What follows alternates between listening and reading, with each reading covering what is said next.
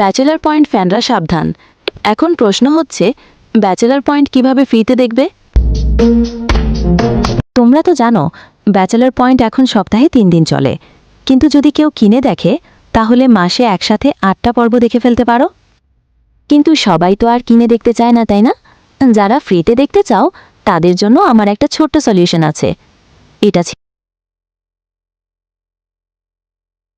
আমি পার্সোনালভাবে একটা Telegram channel চালাই, সেখানে তোমরা ব্যাচেলার পয়েন্টের নতুন এপিসোডগুলো একদম ফ্রিতে দেখতে পারবে।